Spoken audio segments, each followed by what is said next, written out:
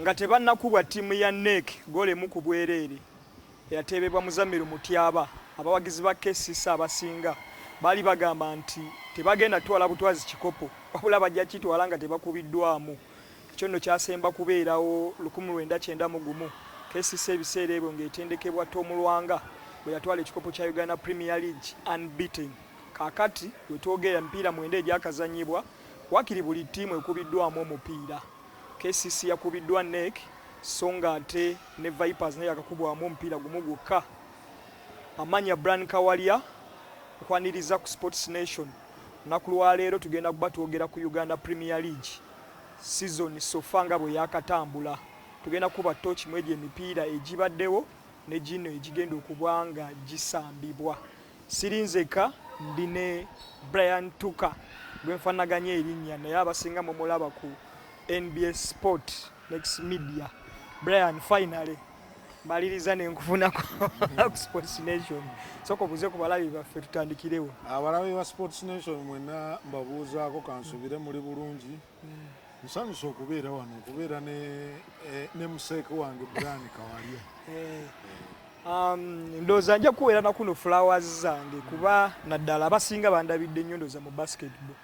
Ndowooza nga nakajja mu media omuntu alina ettaffaali eddene ennyo naddala ku ngeri gye nkavalinzeemu sport ono ndowooza abadde Tuka kunsembeza nnyo ndowooza ku bantu mu basketball circles and I really give you credit for that. Ate era okyantwala ewalala. Webalesebo naye sebo ekisinga obukulu ndoteekamu amaanyi okola. That's the most important thing. So your hard work is paying off. Hopefully it even pays off more than it is right now. Yes. Because dedicating obudde bungi to sport. Si basketball ekanomupiira. Yes. So abantu bangi abafuna information via SportsNation. Ne fraternity kasita wansulako boards omukono. Ne acceptance mu balala wonna we yajjira. Akuba saako esokubanga ntono but it's not easy to penetrate through. Kasaba beranga tebakukiiza. So kyekirina okukolebwa oba olina omukisa okuyamba omulala. Naturally, actually, I think abantu tulina okweyisa. Oba olina omukisa okuyamba omulala muyambe mutambule because nange nkimanyi tujja tuuka ekiseera nga nkwetaaga. So why not help? Netutandikirewo ndowooza tutunireko campaign sofa nga bwebadde. Before the season started, abantu baali bateeka nnyo Kitara ne Bull mu title contention nga bongerako of course defending champion Sports Club Villa, KCC ne Vipers. Ndowooza title contention yali bwetya awo wakati but wetwogera mipiira mwenda I know it's too early to call naye osobola olowooza nti Kitara ndowooza ne ttiimu ya Bull balinga abalaze nti bali babalese. I don't know where it has gone wrong. Tandike ndowooza ku Kitala kuba ye ekyayo kiri kyerabise bubi nnyo to the extent nti ne coach yabangu ya Uganda Cup emabega kawo bamugoba kati bali under waswa bossa. Kiki ekitagenze bulungi ku ttiimu ya Kitara? Kizibu okugamba mbu opickinga ku kintu kimu. Naye I think to start with Kitara overachieved last season. Ekintu kya sports sikeera ku makyamu n'owasembulinga ttiimu ennungi n'olowooza you'll dominate for 2, 3, 4, 5 years. Si kyangu. You have to build over the years. And I think for me, Kitara were very lucky, of course, with a good management and people who are passionate about the game, raw, willing, okuteekamu buli kintu kye basobola mu ttiimu yaabwe. Okutandika mu big league, then they were promoted. Kati ndowooza balowooza, because of what they had done, kijja kubeera bwe kityo. Naye omupiira oluusi bwe gutyo, si we gutambula. Kaakati bawangula Uganda Cup, and I think baali bafunye ne sample. League eno si nyangu kuwangula, because last season they came very close. Senga bakuwa Bright Stars mwogo mpira, I think it was the second last game. The story would have been different. Yes, kusalamu kanile chirimi because it was on that same match day. Bull bwe yalemera okuba Mbarara City. Villa siwe yagenda yakutoka. Villa bagenda mu last game nga betaaga just kuba NEC bawangula Ekikopo. So already ekyo kyakulaga mbu games si nyangu.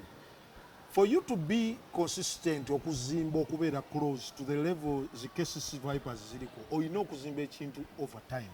And it just goes beyond you having the money available and also just funds. Olina okubeera mu position mbw abantu b'olina n'abazanyi bayiri mu position etegeera bw'okuwangula eno season yeddako nejja naeri tuchikola chicha. It's experience. It comes with experience. So katika na kino kitara by the kyayitamu. I hope they use it as an experience. So tegera mbo bintu sibyangu tuina kuzimba mpola to getting it to the level where we are. Because I thought balu zambu changu. Mbu engeri je tuwangude Stanbic Uganda Cup. Ate otongeramu abazanyi kiba kitia. Bwe tusiwe bikola mbu o correcting abazanyi. Nene ekirala fair recruitment yeyo yabulamuko. Walaba abazanyambe babulanga webuza kitara yali ebeetaaga. Not that they were bad players, because there are two things. Waliwo kuba with a team, waliwo kuba with good players. Those are two different things.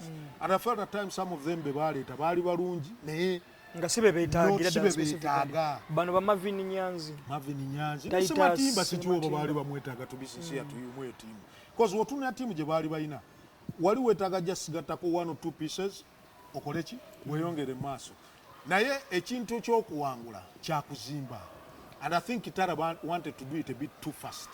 So you got to chikola too fast. Each and every bad result that comes shocks you and you don't even know what to do next. Kati baba kubi ogusoka ne muloza tuina timu nundi tujja kuda kuba kubi omula because the team is easily competitive. So you don't know what to do. But if you set yourself no gamba as Kitara, let us set ourselves a target of less than 5 years. If things happen in between the 5 years, well and good, tujja kubera okay. Naye tuzimbe ekintu okuva wansi tugende maaso so that tetweteke again under pressure because kyatuka ekiseera ng'olaba tiimu yonna eri under pressure. Kati wasobosa baali wakamuleta namulaba against Bright Stars baatuka ekiseera nga Bright Stars eridi nga Bright kikanga 10-15 nga buli omu akola bibyo because baagala goba bya system babivuddeko. Why? Because they put themselves under pressure. Ate pressure you lose si nungi. You put yourself under pressure, what happens is buli kimu oba otanokola ensobi. Ate nga mu sports dictates that oyina okukola ensobi oba wa progressing. Kati bo ekyo kyabakola bubi. So I felt it is a problem, but also engeri fan base ya Uganda gyerimu ate kati neyaabo we balekerawo wangula games abawagizi ne bakendera ne confidence ya team ate newasenyingira ddala. So I felt that affected the team in some way.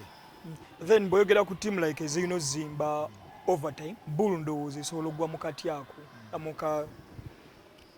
mukatiba ako. Yes, kuba like Uganda Cup emwanguledo za waise emyaka ng'esatu ine emabega ate timu tegikyusizza nnyo baya yayongerako baramu zeno kubadde baganya okwaka nolowooza nti naye yali ekikutte slowly wabula result tezigenze to their expectations. Nafe abamu abagulabira eno ng'ogamba Bull at least is so competing for this season. Bull I think ekyasinga oba affecting oba ojjukira Kawalya nga season yakatandika bayagala okyusa ekintu kyabwe engeri gye bazannyamu ate tobanenya nnyo kizoka okukyusa for as long as you're changing for them. Bakyusizaako n'ekisaawe ne bakyusizaako n'ekisaawe because bangamba eno ejjinja tebabawagira nnyo so they felt ate ekirala last day bakuba Busoga nevaamu ate abantu Busoga basika kwagala ki Busoga. So I think they did feel at home in Jinja ne basalawo ne bagamba mumanyi tugende e Lugazi maybe tunafuna betufunya abejinja betulina bajja kujja batuwagirire wano naye ndoza abe kikomeko nzijukira wali ako kinga Busoga timu yazanyanga bulungi by some good football.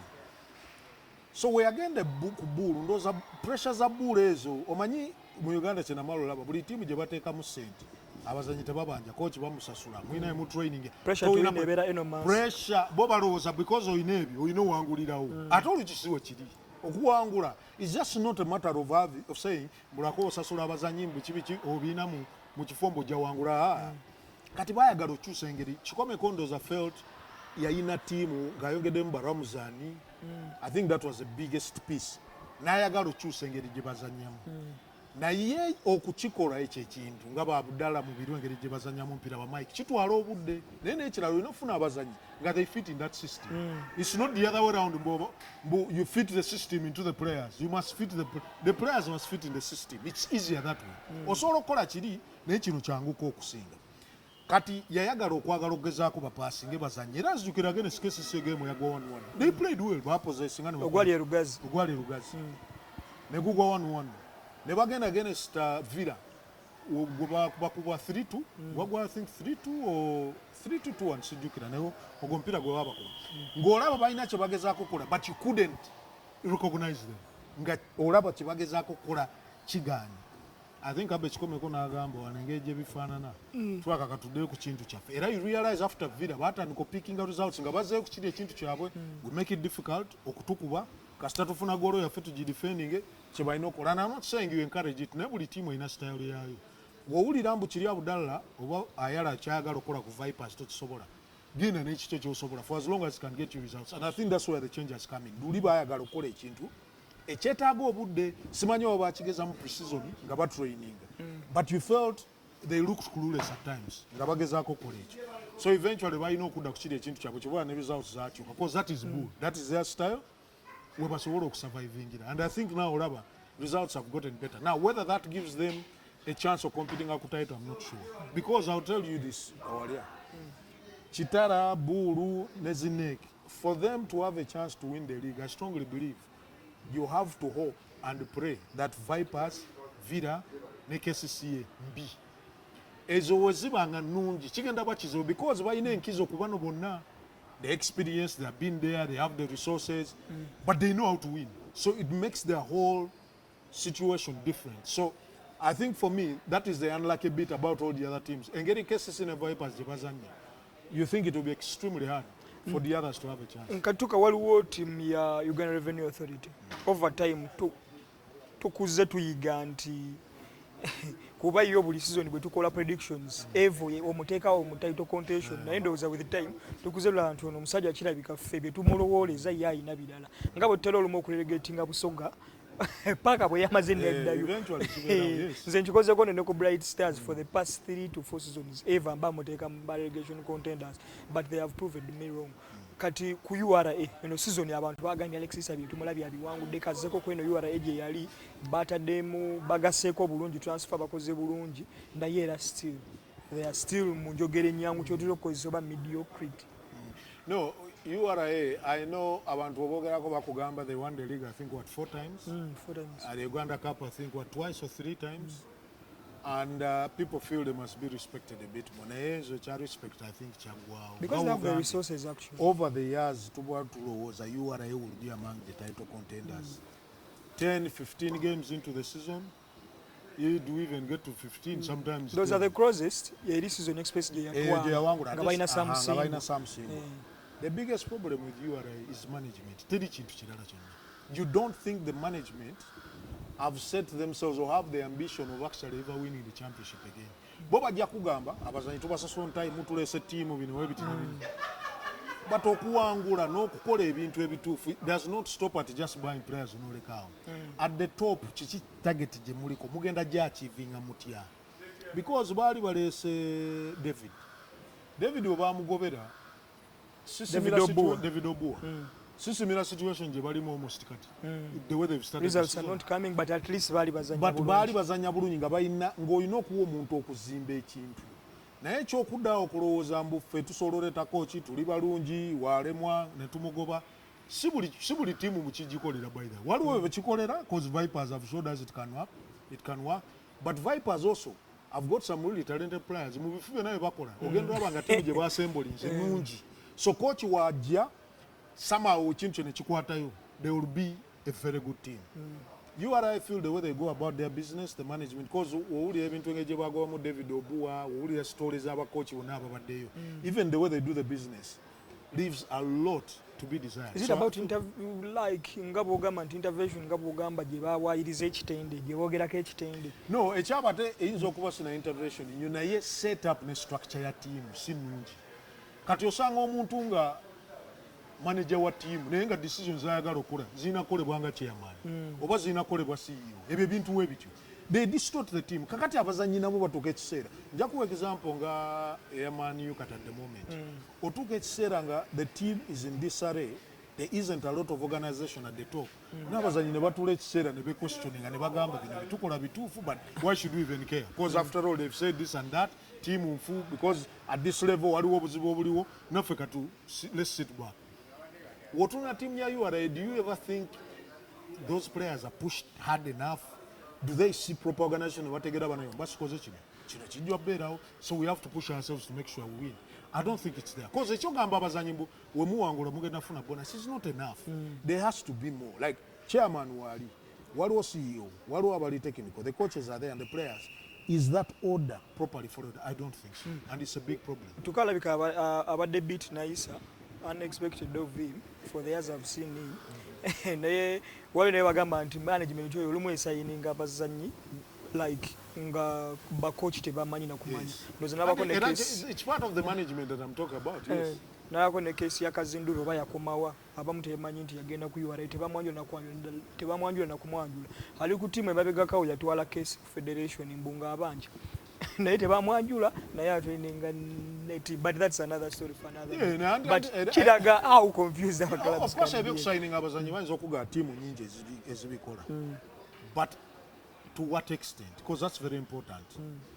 Weba KCC ekikola nga they are still rivaling for the championship, winning things, it is okay. Weba Vipers ekikola, for as long as they win, they're justified in the decision. But also tebajja kikola at a large scale, but also maybe bajja kugamba abazanyi betulese maybe to some extent have helped us are good enough. Actually, it's not the case for you, right? Nachibuzaako mu Lawrence Mwenda face to face nangamba coach omulimo gwo sigwagula bazanyi gwa kutereeza bano bosanze oba bano betukuleetedde abatende we tugenda ku Sports Club Villa nga tetunamaliriza na KCC.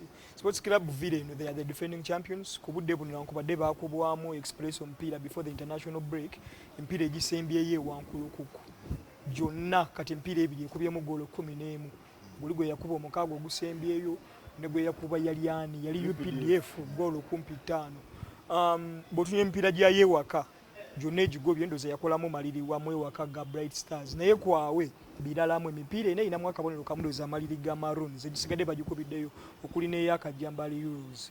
Inconsistency eno olowooza eva ku ki? First of all, baluzinga coach ali omulungi yawangula championship. For me, woba wakwogera ekizibu kyonna kitandikirawo Stojanovic. Naye omuntu ayinza okugamba bwe bakochi bulijjo babagoba ne bagenda negenda maaso. Naye kyanjawulako ng'abadde agoba n'agenda because teri muntu asobola kuwa muntu muwagizi wa Villa oba naffe abagoberera omupiira. Reason eri convincing why Stojanovic bamugoba. I don't think it would add up.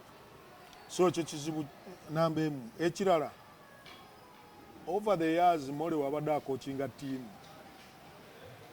Very good personality, muntu mulungi as a human being. Naye omupiira gwe yazanya yalema okutranslating omupiira gwe yali alina talent yali alina into character and personality oba na arrogance eyo. Where you feel tuli Villa tugenda zanya eno team tetulina kubata we are SC Villa we should be. For example, your SC Villa are going to play NEC. It doesn't matter what form NEC are in. Respect them, that's okay. But you can't fear them. You can't be talking about NEC are the better team, Bali Burunja. When you're SC Villa, you must be arrogant. But arrogance, you know, kujane kuchisawe, teina koma mbigambo. Nga Abdallah yachikola kuchitara. Exactly. Because Abdallah will tell you this is KCC here to Nazanya Kita. What do you think? Why do you think we should be afraid? They are told they are small team. The Vipers Nabagamba. Tiwali rivalry ya KCC na Express. Not because he doesn't know the rivalry is there, but he's trying to show you a big team. So we are going to go there to win a football game. Not backing up with the result. But sometimes energy ya coach rubs off the shoulder, the players. If the coach lacks it sometimes, it can affect the players. Because kachatu kechisera nga Villa a leadinga, nebagalo keeping a lead yabwe, the other teams come back, atewe baka minga back, Villa lose the confidence, so whatever they are unsure about what they want to do. The difference is, when they get you nebakuba goro zama, game unojivama, it is easy for them to go on and score more goals because Balina some talent in the team, some really good talent. Bacha ina kakande, basechiganda, bacha aliyo, onomwana kakatu gwe basinga okwogerako kati Akimchuanuka ogambo na nkunda kuba wakati. Akuba wakati. Akimchuanuka has looked much better than I've ever seen him in a Sevilla jersey. So they have talent. The question is, when you come up against teams, kati wogene, let's say Mbali, against Bright Stars away, bajja kuba waka, they will believe in themselves. Yes, I know Droba Ajifuna Wankuruku. Name Maroons at home, they will feel, we don't care who we are playing, when we know at least a carbonate. So they will be confident in themselves. Kati is a player bold enough to tell, the coach rather, bold enough for Kugamba Zanyive, we are SC Villa, and not to Luzira, we should be good enough to win here. That's the difference. Also, pre-game interviews, Mole, Nagamba, they are the better team because they are playing well. This is a Sevilla. Who cares about the other teams playing well? So that sometimes can rub off the shoulder, rather the players, Nechibo affecting. So Sevilla have to go in 2 games knowing we are defending champions, we've got good players. And we are the record winners. Record winners, we should go anywhere and be able to win games. But also you can't forget that Echidara, their biggest problem, why they've scored those, how many goals? You said 16? 11 in the last 2 home games. 11 in the last 2 home games.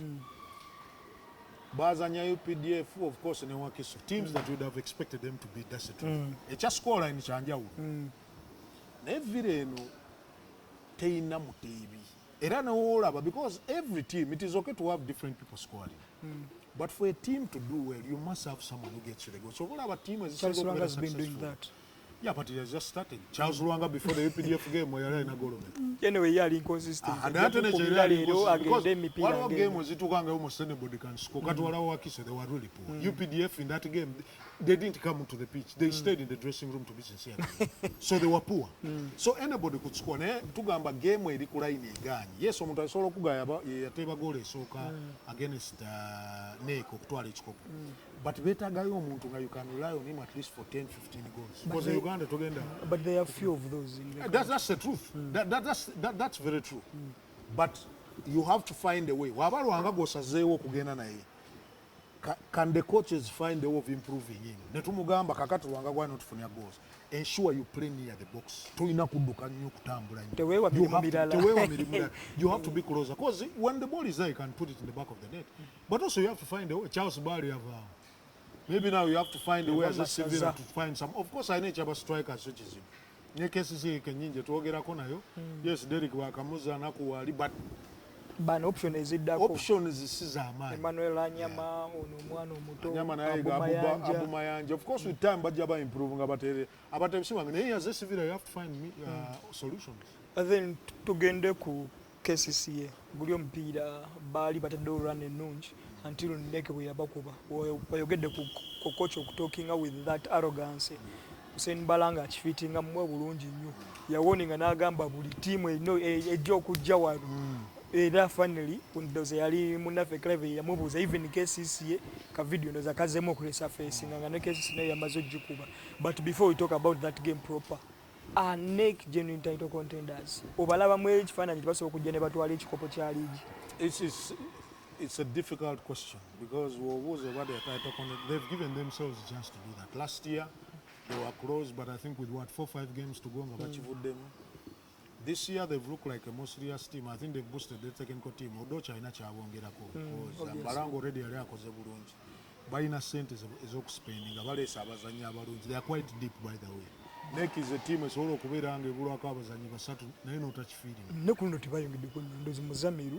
Mwana Jariyeko but they are quality players already. Jukira already bali baina Okai from Maroons. Jacob Okau, then defender ayali mu Maroons.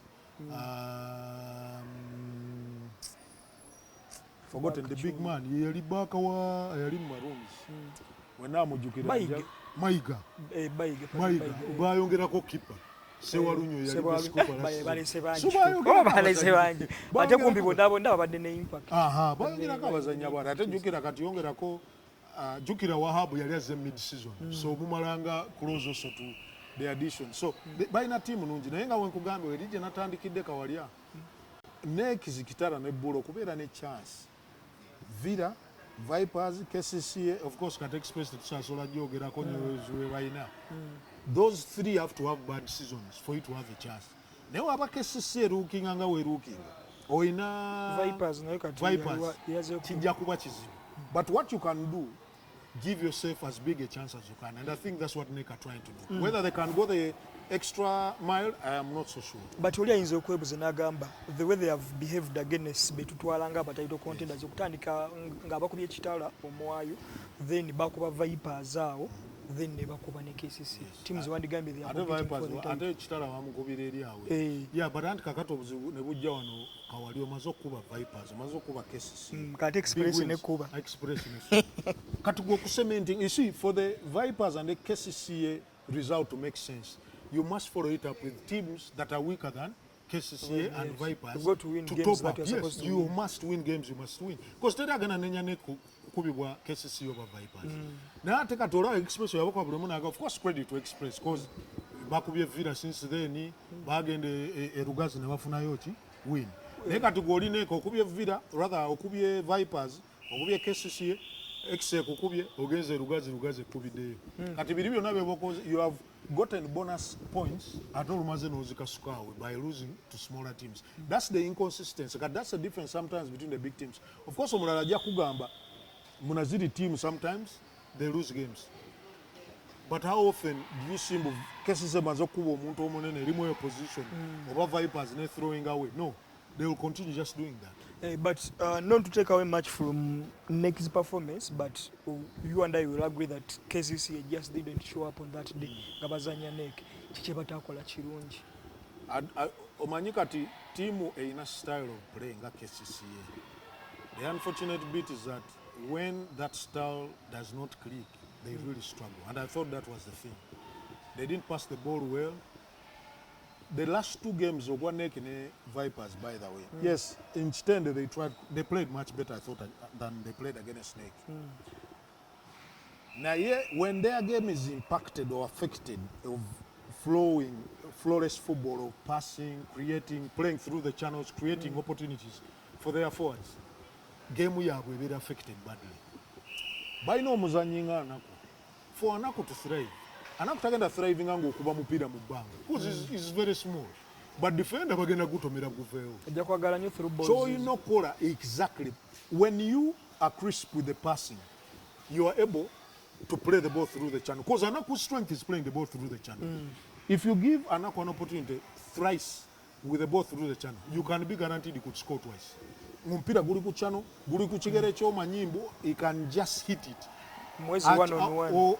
No one-on-one. But also an opportunity just to shoot at goal is one of the best we have in this country. But techo tebachikoze, ne against Vipers tebachikola nyo bayagala omupiira oguteka mu bbanga, but it's smaller than Torachi, smaller than Mukunda. Chokate Nsibambi bw'aba ate ne batagiwanika. Akati obuzibu obubwa. Nsibambi of course naye he can play. That's the beauty about it. So he can come in, try and interchange with Mayanja and Anukani. So that helps. But I felt that day they were simply poor. I don't know emirundi emekaji ba losing a possession. Actually ne goal weyava Muhammadu yasula omupira. So many times they were giving away possession. So I don't know if it was the international break they needed to play immediate after Vipers or something. Then Echirara maybe the last 2 games Anukani and Said have not looked good. Yet whatever results about they were from Mujiri game. Said and Anukani have been key. I think Said has been a bit untied in possession. He has to do better. And I think Abdallah will be the first person to admit him. Said I know kulabika bulungi in possession. Otunulira abazanyi babo bonna in terms of possessing the ball. I think Said akyala aginye mabega. Asula nyo omupira olusa apipira. Once in a while you see him doing some really good stuff.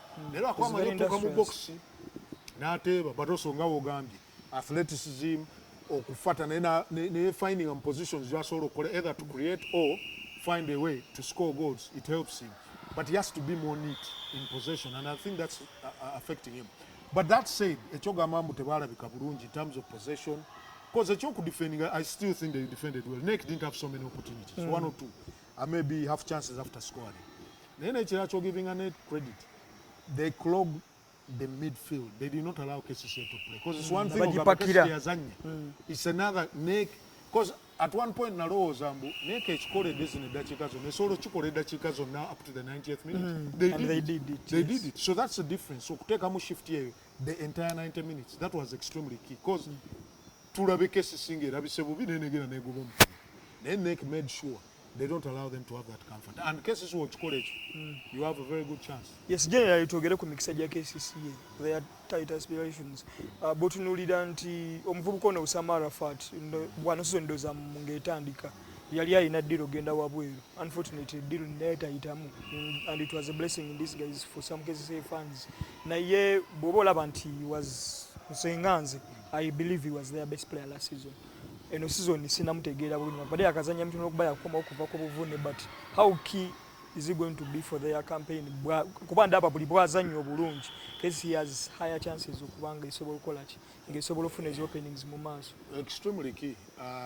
Ekyo kyogeddeko ekyobutagenda wabweru KCC will hope Mutechama affecting her mentally, because we know our players.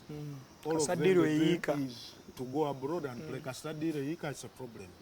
Right now, Chizubo Kumujajinga because he had injury. You always want to think as games go, and I think Abdallah agenda chikola intentional to give him as more playing time as possible to ensure that he picks up. Once he picks up Nga Uganda, it's different because Togera Kumuzanyi, you can pick a good pass. Togera Kumuzanyi asobolo kujja abantu. The moment you take off people, you're creating opportunities for all the others. KCC have got very many athletic players. If you're Usama, you're taking off players, you're threading passes, you're giving Anako a chance to score, you're giving the likes of Saidi Mayanja space to play in because of Inabo Jako and you take the attention. But also, you're creating opportunities for the likes of Derek, maybe even Abu Mayanja when they're playing. Nego, imagine if you're playing well, Shafiq is on the other hand is also playing well, you have the likes of Mugume, Saidi and Anukani. What it does, you're increasing numbers of potential game winners in the team. And that will go a long way to help them. Nesagara Twela with Kawalya, key to this KCCA team has been their defensive discipline. Over the years, Abdallah has been a good coach, and Gatumura Abia coaching a team as Zamba Guru. But defensively, good example of very Police. Poor. Police, exactly. Of course, Police had even bigger problems beyond the yoga defense. Starting from the goalkeeping. Management, Nevichi. Nekati omulaba ekukasta kitereezeza. You're sure that they will create opportunities and score. Sibuli team bwegena limiting a cases singa neko ekikoze. Over maybe UPDF. It might not happen in all the games. There are games they will lose because in league you get a basi. Ne Vipers already look form, but you can't be sure about the next result. So, a chat defense kasta cheyongere. What the defense does, a giving opportunity the forwards to play well. I think you can most of the time. Not many teams are going to be willing to go at KCCA because Baba Manyi Barunji. So the defenses will not be at work as much as they would think they would. So that gives them some sort of advantage. So for me, Usama is key, yes. It gives them an advantage to have more match winners. But most importantly, once they continue being defensively good, chukua opportunity to go back. When you're defensively good, go remwe maruku go back game. Chovola Raba in a couple of games they won by 1-0.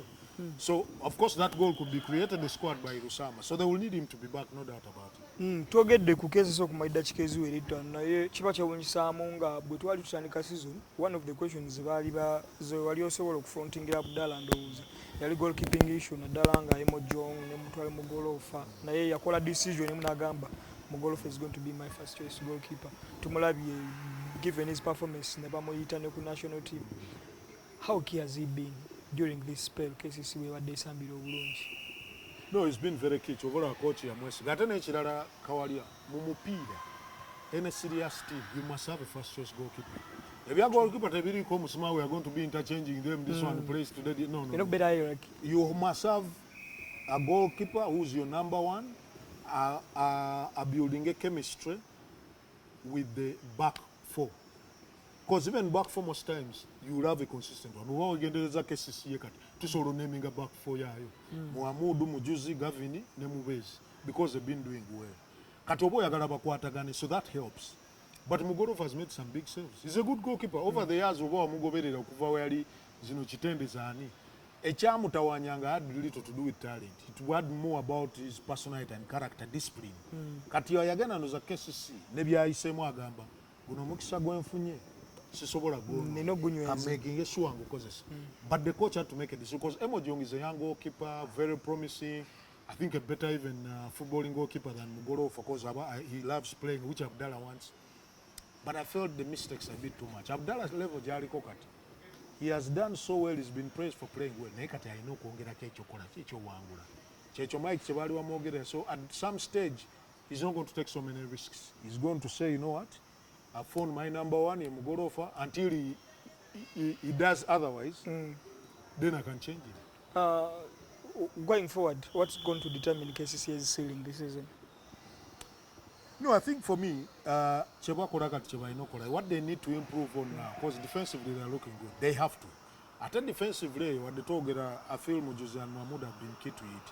But we know the other thing has been everyone putting in a shift because the midfielders always fall back and give them some protection.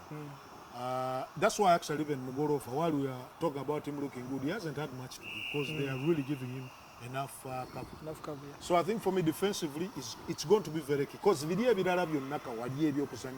sure Abdallah Muguri's teams will. And they have the talent to do it. When you have Usama, when you have Said, when you have Mugume, when you have George Serunjo, you can dictate play. 16-year-old Ijera, I thought he looked really good. So if he's going to keep doing that, when you have Derek Isiband, when you have Sengindo, you get a feeling those are really good players. So you know that they will always create chances. For as long as they make it difficult teams to beat them, then it will give them a huge advantage winning games. So I think for me, the defensive structure and discipline is going to be key. Bro, tumayize ne Vipers. Akubudde buno ya top of the table, a point above KCC.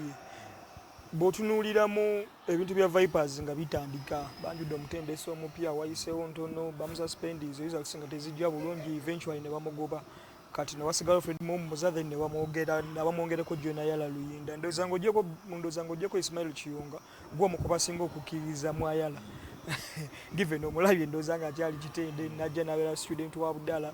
Naye kyenjagala okuggukako nti bw'olaba Vipers eri nga season eggulawo n'eno kati at least osobola okulaba like a great difference, yes. Like in terms of organization n'engeri gyesambamu eneesembyeyo eyakimye n'obubonero ku URA. Olowooza bino Mulindwa byagamba nti kocha nti ya afansinga nnyo ba foreign coaches. Omupiira Vipers ku budde buno gweri mu kusamba kati. Waliwo ensonga lwaki Vipers eno ddaita omutendesi omulala kuba bano of course tokimanyi ffenna bakyaliwo like on an interim. Anti decision kati egenda beera ya management. Of course management ntegeeza Mulindwa because I'm sure he's the final man. Yes, obviously. Excuse me. Nga wogambye nze nzikiriza nnyo mu Ayala, and the reason why I do, njagala nnyo bakocha abasomesa beyond just sending out 11 players to win a game. Wotunuulira engeri Vipers gyezannyamu, you can see exactly what they are trying to do. They were not doing it before. Yes.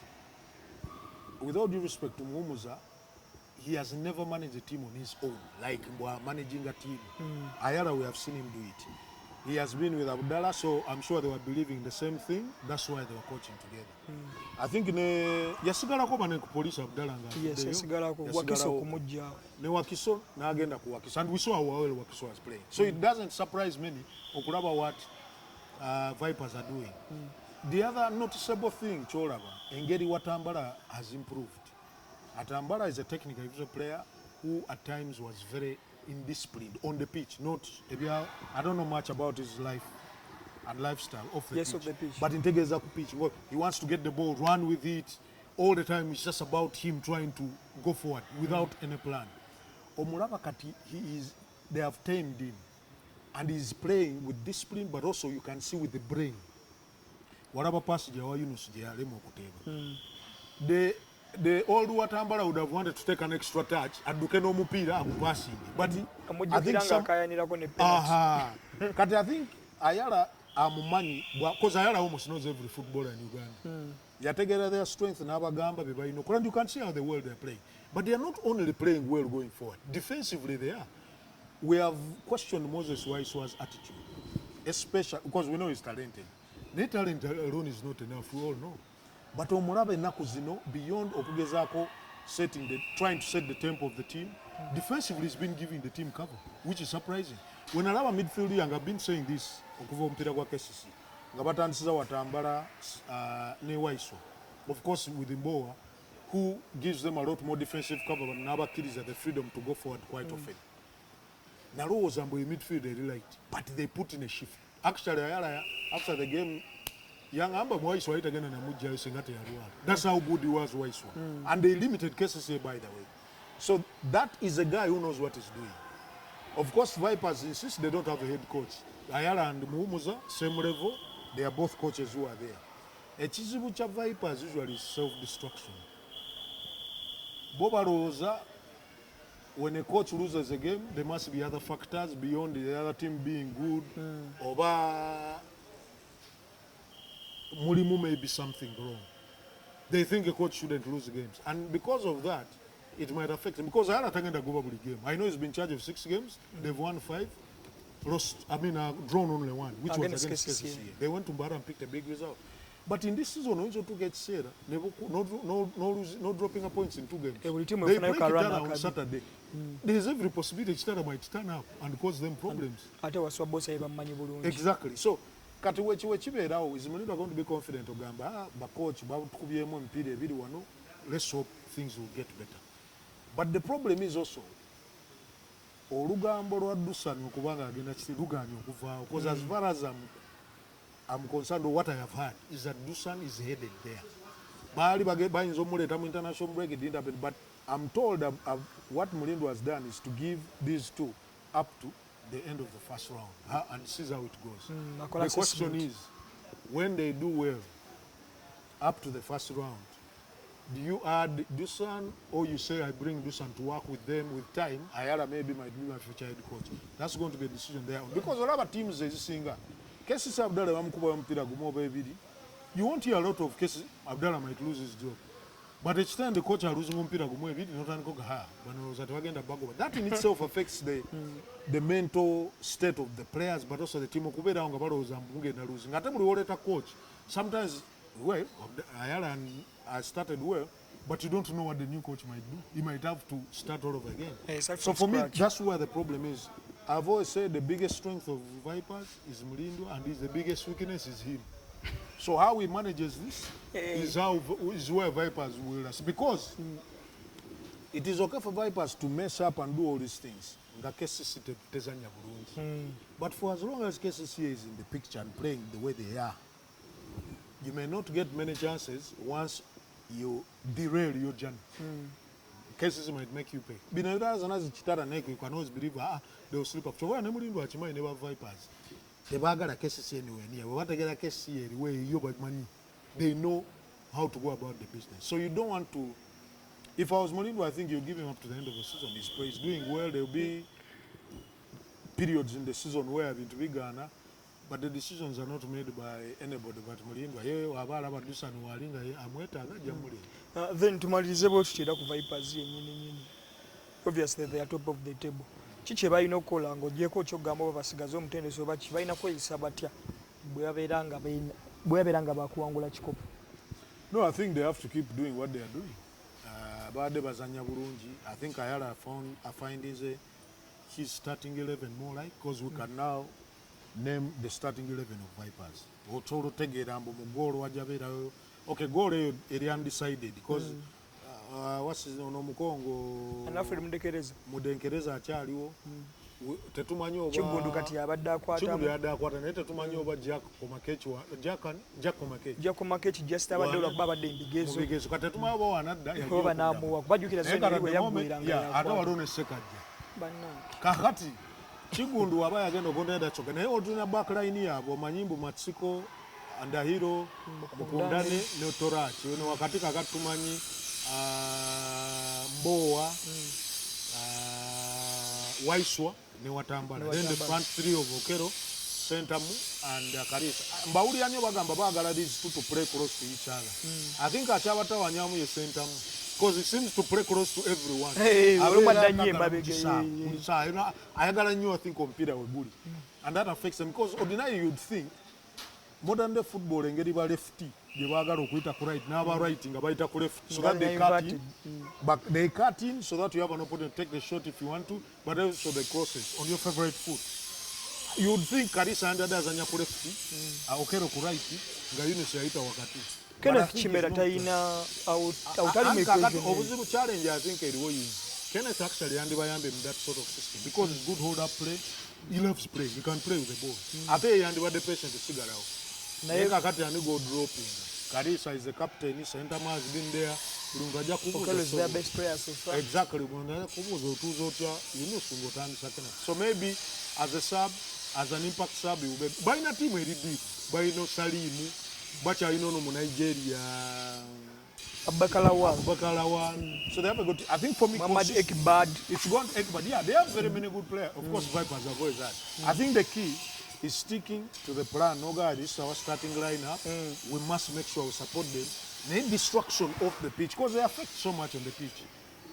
If those two can be in charge, without much destruction, where you have to hear a lot of rumors, I think for me they are good enough to win the championship. Tulugenda kubanga tusuka waawo. Tetukute ku timu za mwabamu, tetwogedde na kubambala Heroes Express bonna.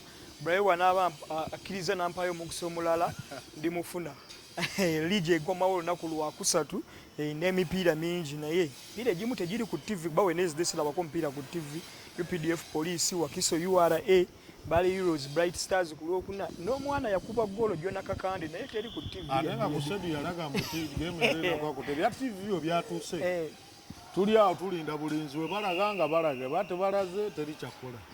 Mubeere bulungi mweraba.